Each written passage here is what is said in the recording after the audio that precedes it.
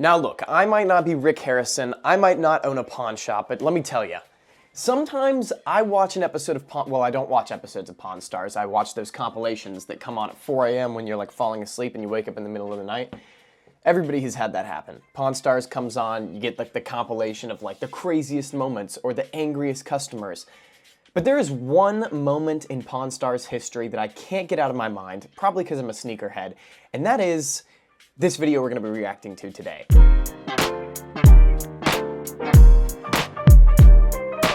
Rick Harrison, he turned down a deal of a lifetime, in my opinion. But we're going to see. We're going to do some research, we're going to react to this clip, and we're going to see just how bad of a mistake this was. But anyways, just for context, this episode released in February 11th, 2013, so sneakers weren't really at their peak in value. I mean, a lot of them were expensive, but like the return of sneakers really happened in 2020 when Jordan 1s were going crazy, Dunks were going absolutely insane. So to be fair, to the credit of Rick, sneakers weren't quite as expensive back then. However, there were still some grails, that people were spending thousands of dollars on. So it's not like they were cheap or not worth anything. They were still worth a ton of money even back then.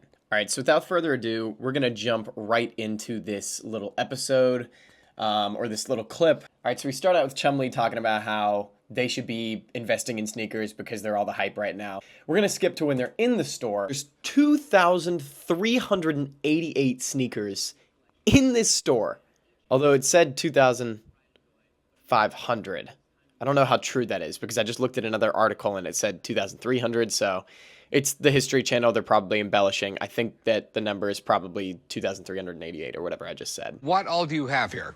Well, it's the world's largest collection of Nikes. It's broken down into categories like running, basketball, different themes, and all the shoes are on display with toys and props that bring them to life. Dude, he's got brand new Freddy Kruegers. Brand new Spider-Man dunk mids. Dunk mids are kind of crazy. Everybody hates on dunk mids. I love dunk mids. I mean, these are some of my favorite shoes. Strawberry milk, social status. Anyways, this isn't about me. This is about the video, but just saying, dunk mids are hated on. I don't know why people don't like mids. Jesus, brand new Tiffany's. See, this was before Dunks like had their resurgence and were just going absolutely insane. So if Rick would have bought this collection, I mean, damn, he would have made so much. This got the Paris Dunks, and pairs of those go for $100,000 sometimes. Yeah, so he wants $1 million for it. So if he were to buy this for $1 million, which is a lot, he would make a tenth of his profit back off of one shoe, and there's 2,388 or whatever it is. What's your rock bottom price on them? I want $1 million. I'll give you 300 grand for it. No way. 300 grand is his offer. This is the most classic Rick Harrison thing. If you don't watch Pawn Stars, he just does this all the time. He'll be like, you want 1,000? I'll do 100. Rick, don't let the deal of a lifetime slip out of your hands. Rick is a tough negotiator, but I can't let him pass this one up. This is a gold mine for him, and not to mention a pretty big payday for me. He drops it. He still drops it $100,000 for Rick. That is insane. He gives him a $100,000 discount, which is probably fair for 2013. And Rick won't go more than $500,000, which is so stupid. It's not going to cost, $250 a shoe for $500,000. $250 a shoe. No, I don't think any of those is worth less than $250 right now. I can't do it. It's just too low. It was nice meeting you, man. Rick. It's nice meeting you too. Rick! I really appreciate you letting me see everything, but come on, chum, we gotta go. This ain't gonna happen. So he passes it up. Couldn't do more than $550,000. So let's take a look at this StockX article. There's a StockX article here, and it's called The Shoeseum Liquidation. Should Jordy have taken Rick's $550,000? Article on StockX published in 2013. So this is very outdated. So this is going to be interesting to look at, but it's a good little article that I found here. There's not a lot of things that cover it. So he has sold 1,425 pairs for $297,439. He had been selling them for $209 a pair. He still has 963 pairs left, and he needs $252,561 to, I guess, get to 200 or to get to 550. And to get to $1 million, he would have to sell the rest of his shoes for $730 a pair. So he's got quite a long ways to go for $1 million, but this just shows how much he had sold at the time, at least in September. Now, we don't know what he sold. That's the biggest issue here, is we don't know what shoes he was selling. He might have been selling some of the cheaper running sneakers that weren't worth as much. I mean, there's a very good chance he was still holding on to, because it's harder to sell the big hitters like the Paris Dunks or the Supreme Dunks. So there's a good chance he held on to those, and he was selling a lot more of the affordable things. So there was definitely, in my opinion, in 963 pairs left, assuming that the Paris Dunks and a lot of those expensive sneakers were still left to sell, I think he easily would have cleared $550,000. So it doesn't say, at least on Wikipedia, I'm having a hard time finding what he sold them for. It said that he had like 300 pairs left and he kept them at in his wife's parents' home. But it doesn't say it doesn't say how much he has sold these for. And even the data that we know from this StockX article, it says that they were based on an analysis of eBay auctions and have not been confirmed by Jordy Geller or anyone associated. So this is all guessing game. This is all a guessing game. We have no idea what Jordy was actually selling these for, nor do we know like how much he has left or what he sold and what he didn't sell. So let's just assume we have no idea how much he sold off his collection for, but we know that he had already made, back in 2013, like $200,000, still had a ways to go. So let's just put a pin in that discussion. We don't know how much Jordan's actually making from selling off his collection or how much he made, but all we know is that he was probably going to reach $550,000 without even selling off every pair, if I had to guess. I'm just making that assumption. Okay, so the next clip we're looking at, this was uploaded in a compilation. It's called Pawn Stars, Sneakerhead Heaven, Iconic Jordans, Rare SBs, and More. September 8th, 2023. Now the first clip is what we're going to be looking at. They go to a sneaker warehouse. They show these Space Jams off. $300,000? Is that what they were asking? Anyways, it doesn't matter. So they don't want to buy anything, or Rick doesn't want to buy anything, go figure, because he's trying to be cheap.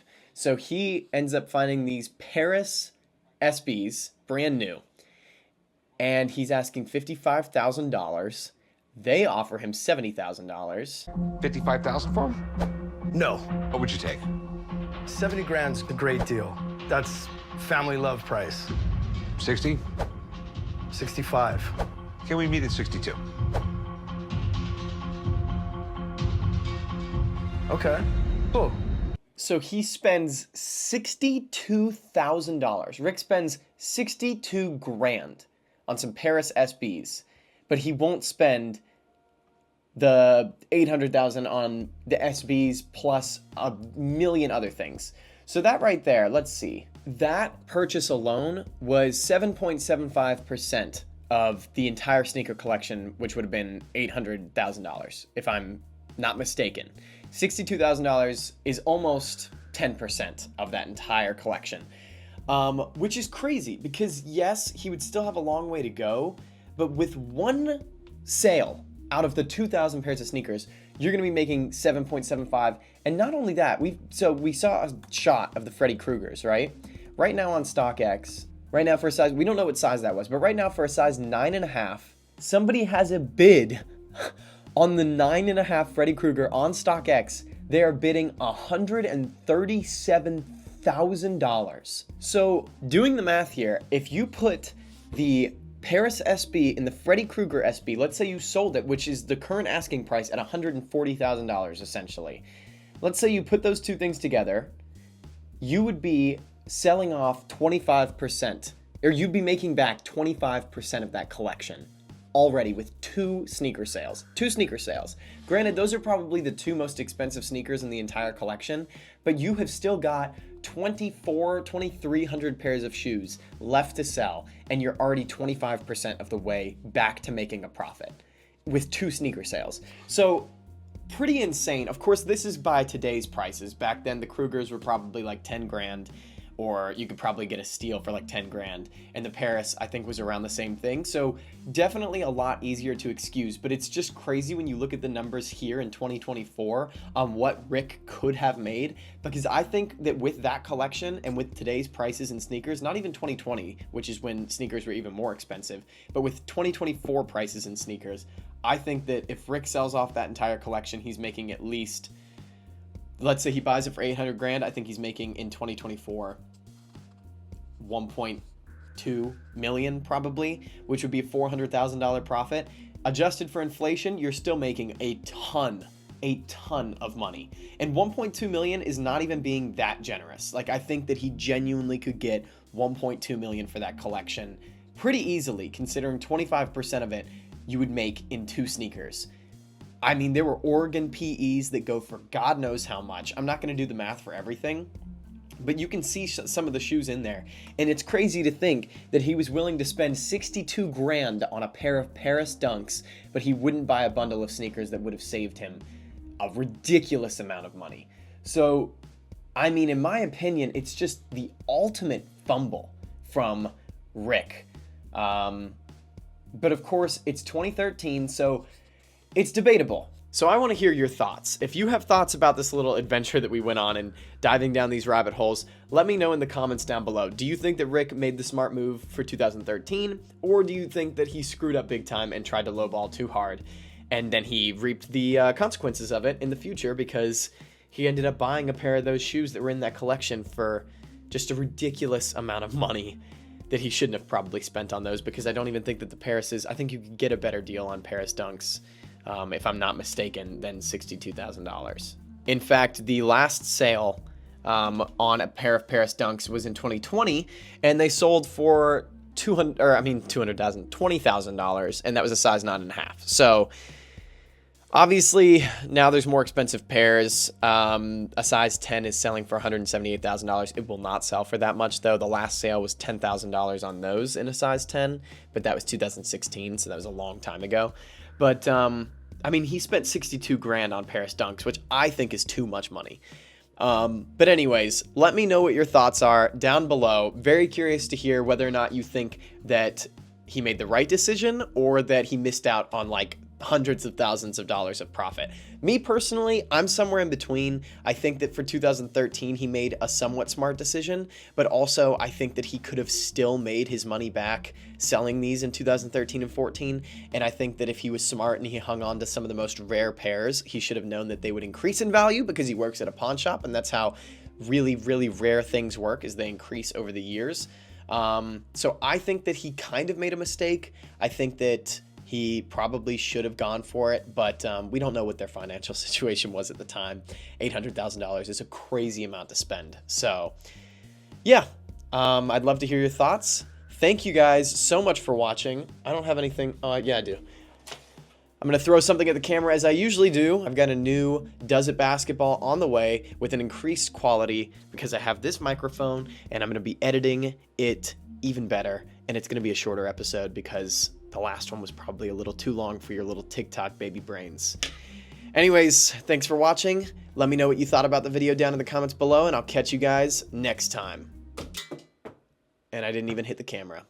Hello and welcome to the outro where we talk about sneakers that I picked up since last time I made a video. And this time there are a lot of sneakers because it's been a very long time since I made a video. Up first on the screen right here, I have 4 pairs of Dawn issue 1s, all brand new with tags that I got for $50, all in one sale. Like one of the craziest pickups I've ever had value-wise. And then I also picked up this pair of Dawn issue 5s for like $60. I also picked up this pair of New Balance 9060s, this noir colorway, I believe. It's so clean. I got it for $70. And then last but not least, I got this pair of Kyrie 2 Christmases for $30, also at Plato's Closet. Just insane deals this entire month or two since I created a video. If you all are interested in buying any of these sneakers off of me, I've got my eBay and Mercari listed in the link in the description. Those are where I put up all of my sneakers for sale. Most of them are on Mercari, so be sure to check that out. And thank you so much for watching. I'll see you guys in less than like 2 months or whatever it took to put out this video. Bye.